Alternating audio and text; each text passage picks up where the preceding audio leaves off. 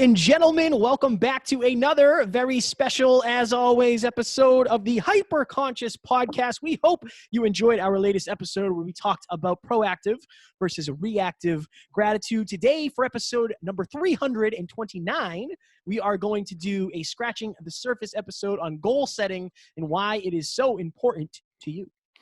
Folks, we are redoing the website. Yes. So if you want to check that out, I don't know if it'll be live yet, but soon. Thanks the to Hyper Conscious. Tiffany Wells. Say that one more time. Sorry, I was over. I just spilled water. Thanks to the one and only Tiffany Wells. Thank you, Tiff. And by the way, if you are redoing your website, Tiffany is your gal. Reach out to her on Instagram. Do you know her handle? I think, I don't know. I'll look it up. Yeah, no, I can't look it up. I can look it up. We can look it up. We have the power. The hyperconsciouspodcast.com. Click on join, hashtag hyperconsciousnation. As a matter of fact, Tiffany Wells is in that group, so you can reach out to her there as well if you're trying to get an awesome redesign of your website. Folks, Hyperconscious Nation, Kevin and I are going to go live more now that we're all living virtually during this difficult, challenging time. We all need to stay loved and connected and optimistic during this difficult time, and let's do that as a team. Tiffany_Wells on the gram. Perfect. And if you are looking for a team to help you, it's time to hire yourself a team, because at the end of the day, most people need accountability. I think if I've learned anything from coaching other people, most people need accountability. Most people don't realize how much they need accountability. Until they have it. Until they have it and they realize like, oh, okay, that's why I wasn't necessarily motivated. That's why I wasn't inspired. At the end of the day, like more often than not, you'll do more for others than you'll do for yourself.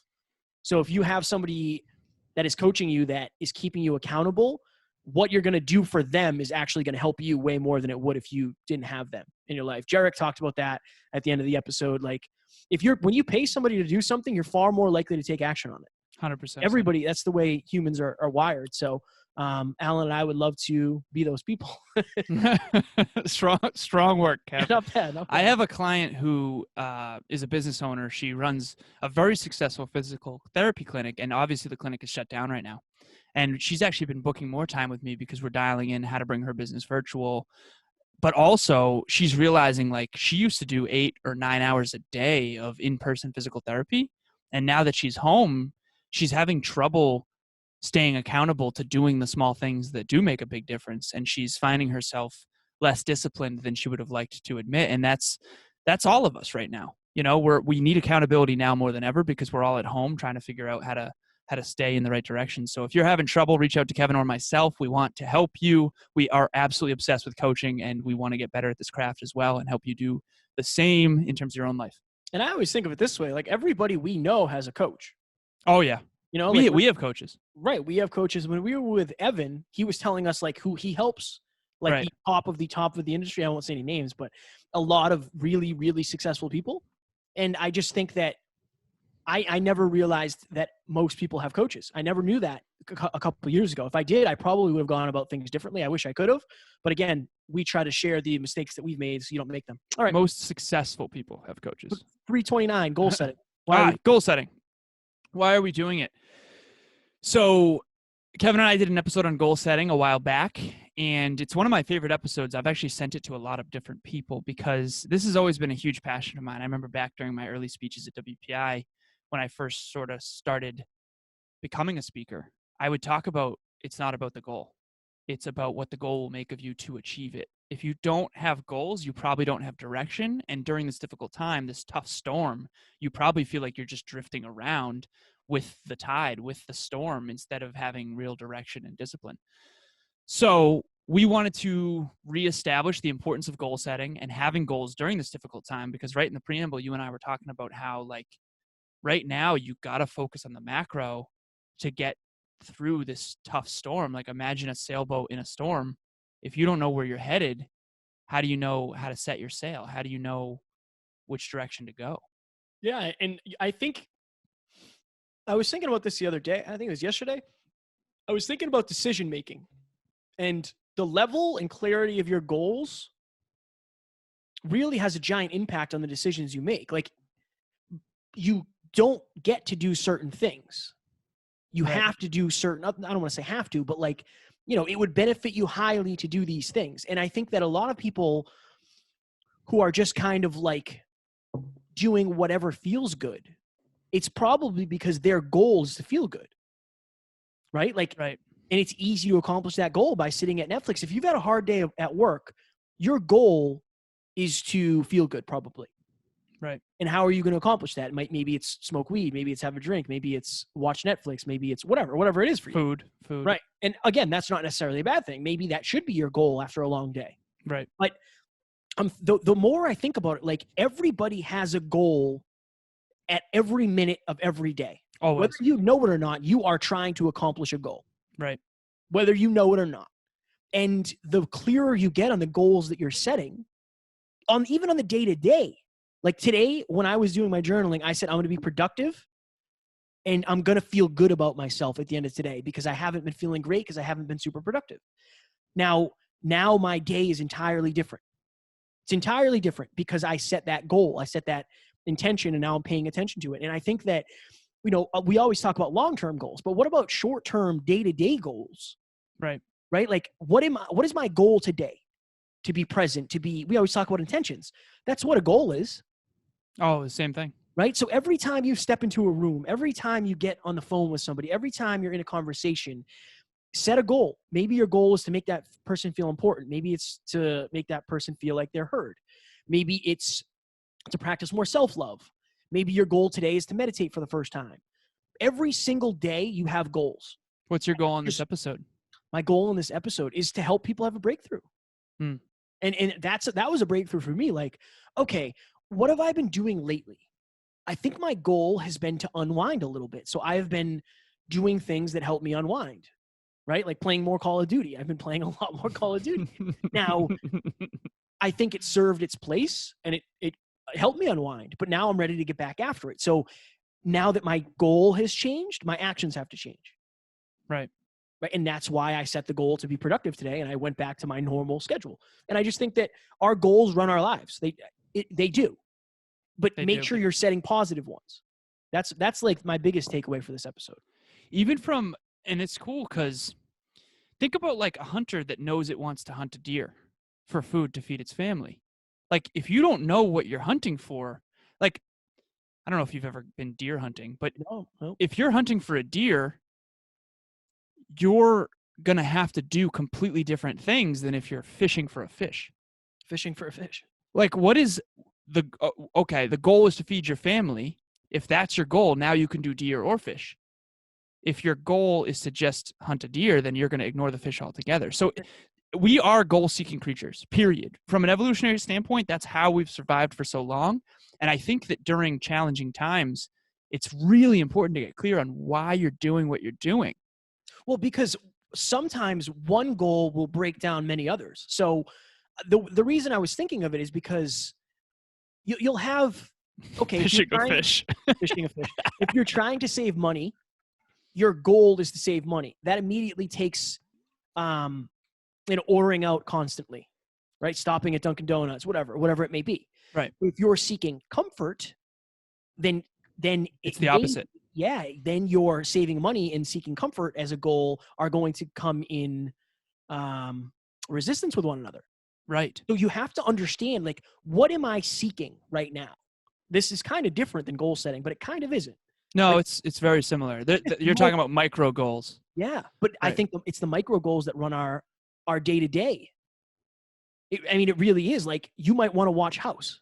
Is my goal right now to be comfortable? It is. Okay, I'm going to eat and watch House. Once your goal no longer is to be comfortable, you have to get back on the macro goal. Okay, my goal is to change the world. Right. Even that micro goal is a reflection of the macro goal. You're looking to get comfort so you can relax with the intention of getting after it later. Exactly. It's all connected. And these goals are running our days every single day. Always. Your goal when you hit snooze is to sleep more. It's for more comfort. Right. Most of our goals are for more comfort, believe it or not. Makes sense. Why would you wake up when you don't want to wake up if you didn't have a goal to be productive? Exactly. So you have to have many goals in place. Right. And most people, and I'm realizing this right now, a lot of people are struggling with this. If they're out of work, they used to have a routine, man. And they used to wake up at, let's say, 7:00 a.m. and go to bed by 11 p.m. And now they're hitting snooze till 9. And because they're up till 1, they realized that it was the structure of their job that was creating the illusion of discipline. Yeah, well, their goals have changed. Now the goals have changed. Therefore, their life has changed. Yeah. What they do and don't do has changed. And that's why we're talking about this today, really, is just if you're having trouble during this difficult time, I think starting with reevaluating the goals is super important, and then dialing in what you believe you should and shouldn't do based on that. Yeah, and it's just, I mean, you make a good point. Like, if your goal is to make more money, and now you're at home and you're not at your job, then you're in like all sorts of different emotions, because it's like, I don't know how to make money right now. I can't go to work, and then you're freaking out. So that's a whole nother thing, because then it's like, what goal do you set now? To find another stream of income, to learn a new task, to get on Upwork or Fiverr and start, right? You know, it's like, yeah, it's the stuff that you do every day that matters. It's the minutes that make up the hours that make up the days, that make up the weeks, that make up the years of your life. And if you were having incongruent goals throughout your day, you're never going to accomplish the big one. I know. I've noticed a lot of people's behavior shift during this time. Like, I have people reaching out to me to sell me gym equipment, literally. Why? Because they want to make money again. Right. And they never would have thought of the idea to sell their home gym if they could still go to work and make money. So this is forcing us all to reevaluate our goals. It's really kind of cool in certain regards. Obviously, what's happening is terrible, but like, right. It's forcing us to take a look in the mirror. Because honestly, if you were waking up at 7 a.m. because you were afraid to get fired if you didn't, that's not self-discipline. That's fear-based. Right. Now you have to wake up at 7 a.m. because you want to. That's a lot freaking harder. Whoa, so, hammered an F-bomb there. This is one of the things I wanted to take away. And I was thinking about doing like a teaser on the whiteboard for this. But so 50% of a giant goal is better than 100% of settling as a goal, right? Powerful. So if we were to use numbers here, it's going to be a meme. If we were to use numbers here, okay, I'm not the numbers guy, so it's going to be this could go off the rails. I'm excited. All right, so say it's New Year's, it's the new year, and you're saying, okay, I want to make the most money I've ever made this year. Right. Okay? Last year I made $50,000. This year I want to make more. Now there's two ways you can go about that. You can say this year I want to make $60,000. Right. I made 50 last year. This year I want to make 60. Or this year I'm going to make 150,000. Right? So I'm going to triple my income. Right. At the end of the year, if you hit 100% of your safe goal, of your settling goal, you'll make $60,000. If you make 50% of your reach, 150K, you'll make $75,000. So right. Even if you make half of your giant goal, you'll still make a bigger percentage than you would if you hit your settling. And I think that's where most people are with almost everything. Most importantly, here's why I believe most people don't shoot for audacious goals. What Kevin just described was so powerful. I said I'd be a millionaire by 30. How many of my decisions were predicated on that? Right. I didn't hit it. Most people would never say that because they're afraid of looking bad. When I turned 30, I had people texting me saying, hey, man, I just want to let you know, I know you said you'd be a millionaire by 30. I'm sorry if that didn't happen, but just keep after it. And I know what they were really doing. I know this person, I know that was kind of a jab of and honestly, I don't care. Like, but I can tell you wholeheartedly that what I did and didn't do prior to turning 30 was way different than if I was just like, I just want a good job. I have a person in my life right now I'm helping them reevaluate their goals. And I have a whole process for this. You and I have done this before with the 4 M's of basically my process is simple. There's 4 M's: mastery/status, mating/romance, money/materials, and movement/freedom. I have them dial in 12 things under each that they want for their decade, and then dial in the top 3 of each and then put them in order. Anyways, this person, in my opinion, created very vague goals. And it honestly bothered me a little because one of the goals was I want to get a good job. Okay. I know that I sound frustrated right now. What does that mean? Mm. A good job is too vague. Like, a good job, does that mean minimum wage? Does that mean starting your own business? Does that mean a global product manager? Does that mean if you aim low, you're not going to have to do much, and you're not going to become much. And some of the best things in life come from growth and contribution. Like, I say this all the time, if you want to be a millionaire, you're going to have to help a million people. And that's going to make something of you that's magnificent. So, like Kevin said, like, even if you hit 50% of your reach goal, you're still going to be far better off, not only financially, but as a person. Yeah, I think 50% of your dream is usually better than 100% of your settlement. 100%, dude. One of the most powerful things you've ever said, in my opinion. I think that's probably a law, but you have to have the audacity and the belief to say that you're going to get it, which is that's that whole other thing. That's part of it. And you have to be okay with people laughing at you when you don't. Right. Dude, when I said I'd win my first show, I had to deal with the being wrong. Right. But I won my second one. Right. I right now said I want to get my pro card. I still haven't. I lost my last show. Go ahead.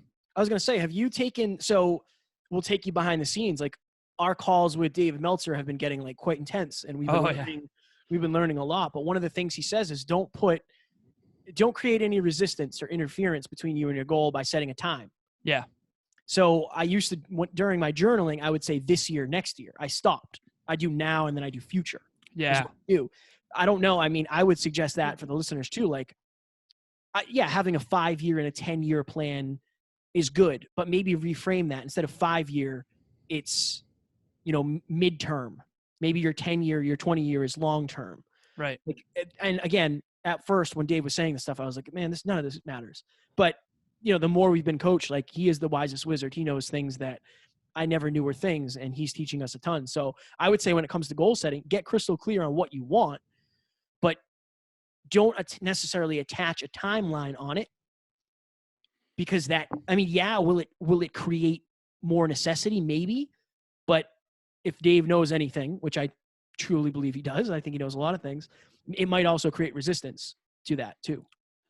Right. So that's a fascinating topic that I'm glad you brought up. I'm looking to have some more, I've been researching like some good spiritual guests that like we can dive into, like what more about that, right, more about like that sort of thing too, just because we haven't had a lot of talk on the podcast about that. So I'm looking for guests for that. If you guys know any, throw them my way. We'll take suggestions all day. I'll gladly reach out. Yeah, super powerful. Like PMES, physical, mental, emotional, spiritual, like the tail end of your experience, the physical and the spiritual, those are the tail ends. So important. So important. Especially the S is so important, spiritual, at this time when we can't do as much physical. Right. So I have actually at my flashcard, at the bottom of my flashcard, I say at least a millionaire. Right. By a certain age. So I think on the macro, don't give yourself a time limit. But I think on the micro, in terms of like quarterly, monthly, weekly goals, I think it's important to put. So imagine doing a marathon in 3 months. If it's a hard set date, 3 months from now, you can't skip the gym. Right. I think that's powerful. But I think the number one reason people don't set goals that are big is because they're afraid to look bad when they don't hit them, which I think is just fear. I disagree. I don't think they have the belief. Oh.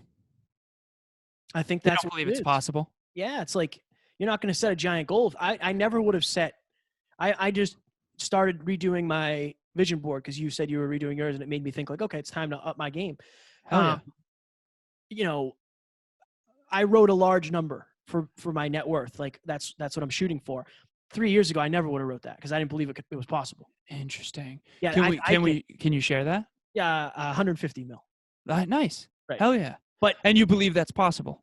3 years ago, I was hoping to make 6 figures. Like if I made 6 figures for the rest of my life, I would have been happy. Oh, interesting. But so that's to me, they're not afraid of not getting it and being embarrassed. They don't believe, and that's my take. I don't know. No, you're right. A lot of people are there. You're absolutely right. I would say the majority of people they don't necessarily have the belief versus, worrying about being embarrassed when it doesn't happen. Interesting. So if you have belief and still don't set big goals, it's because you're probably afraid of Right. judgment. Right. If you don't have belief, that's probably the root cause. And if you don't have belief, then maybe start by setting smaller goals. Like Exactly. I set the 6-figure goal. I hit that. Okay, cool. I Right. set the 70 mil. Or no, you did like a couple mil. And then I remember you saw Oprah donate 2 million and you said, I got to up that. I think I did 40 originally. And then I saw Oprah donate $2 million on the spot. And I was like, well, I want to be able to do that. Right. So like, again, I'm not necessarily looking at the goal. I'm looking at what the goal will allow me to do and what I'll become of it. I want to be able to donate $2 million on the drop of a hat. That'd be awesome. Dude, right? Awesome. Yeah, that's so. The interesting thing, think about it. You said 150 million. Okay, people hear that number and I think they get miffed out. It's not about the 150 million. Right. It is literally about what Kevin must become.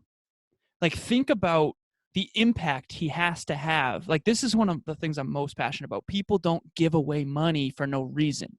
Even when you're giving to charity, you're giving to a charity that you believe in because of what they do for the world. Right. Okay?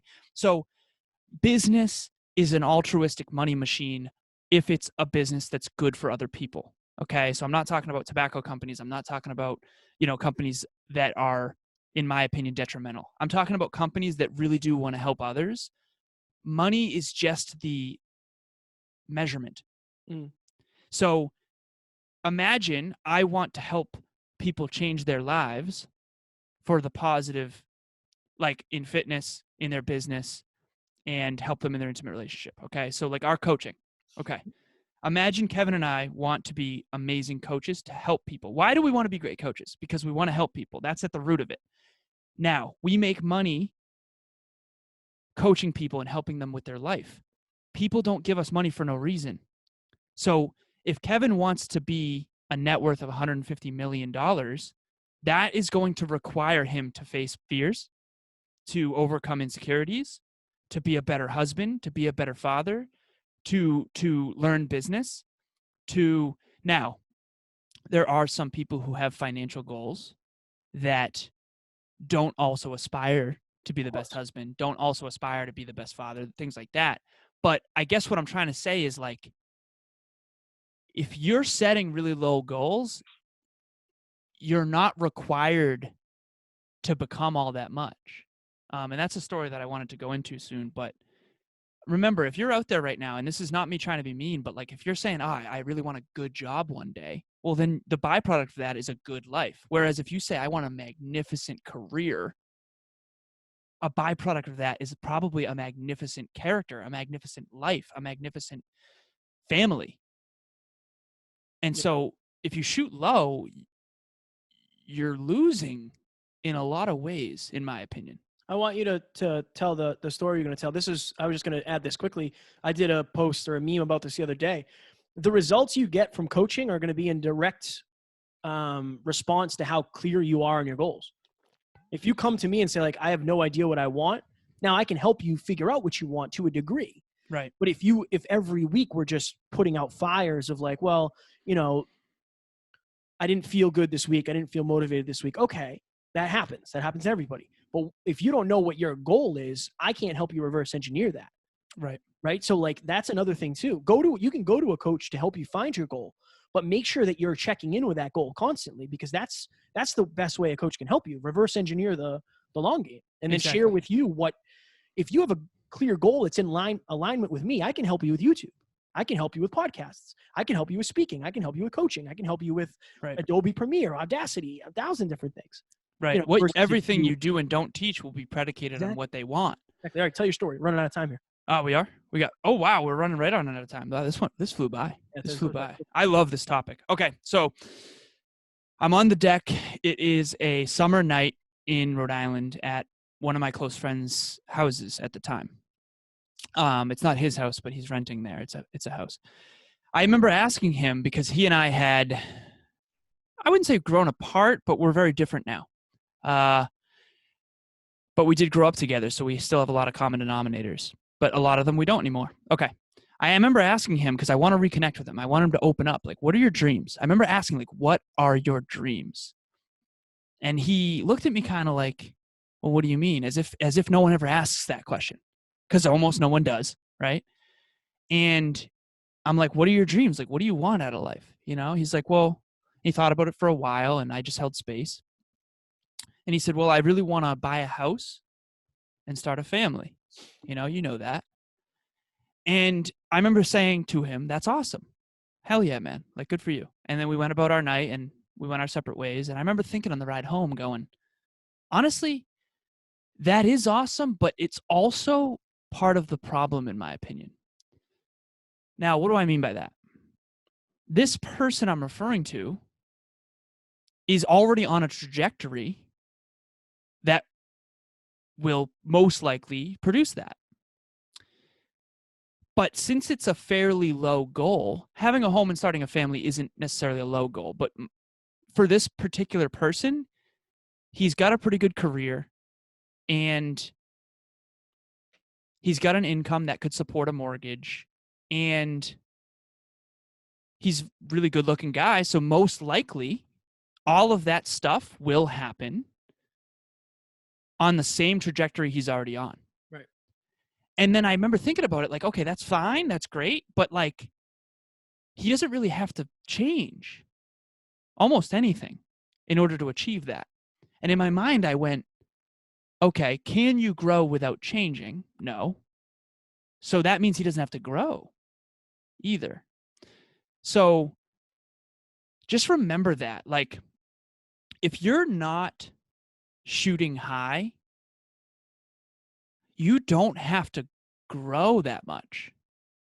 And growing is, in my opinion, one of the most important parts of life, not just from a basic human need standpoint, but like when you grow into a more extraordinary, more competent, more capable person, you're able to help a lot more people, which is what I want for everybody. And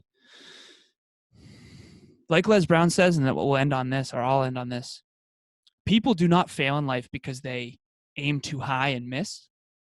People fail in life because they aim too low and they hit. You just cut out right when you said Les Brown says. Really? It says my internet was unstable. Not good. Okay, so Les Brown says, sorry for everybody. He said, people don't fail in life because they aim too high and they miss. People fail in life because they aim too low and they hit. Did I cut out again? Did it again. Did it again. All right, one more try. Real quick. Les Brown says, people do not fail in life because they aim too high and miss. People fail in life because they aim too low and they hit. Perfect. Yeah, you were red. Your bars were red. Now they're yellow. Interesting. Fail forward. Right? Fail forward, man. We're learning as we go. As long as we're still recording, we're good. All right. That's the other thing too, is the results you get are going to be a reflection of your goals, unless you get uber lucky. And even if you do, you're probably not going to be able to hang on to those things. Right. Like there's a different, if you said to me, like, I want to be a millionaire, that your goal is to be a millionaire. Okay. You could hit a scratch ticket and be a millionaire, but you don't have millionaire mindset. You don't have millionaire habits. You don't have millionaire connections. You probably won't be a millionaire for very long, versus I want to earn $1 million. There's a big difference between being a millionaire and earning $1 million. Powerful. Earning it, wanting to earn it is so powerful. Strong work. Get out of here before this thing cuts out again. We lose the whole. I know, right? Episode. All right, ladies and gentlemen, we hope you enjoyed this. That is my challenge to you. It's to sit down and set some not only short-term goals, like day to day. What is my goal today? To be present, to be abundant, to be productive, to love more, to communicate better, to express more. What does your day-to-day goal set look like? And what do you want out of life? If you could wake up tomorrow with your dream life, what would that be? What are your goals? And then get clear on that. What else? Not just, I don't just want a net worth of this. I also want to have a charity. I want to have like a little farm for animals that I can adopt. Like it's not just the goal. It's what the goal not only make of me, but allow me to do. So get clear on that. That is my challenge. What is your challenge, sir? Challenge. This is the last thing. So setting goals with your loved ones. Yes. So important to integrate your loved ones into this journey, because otherwise it's going to be really difficult to achieve a goal if it brings you farther from them.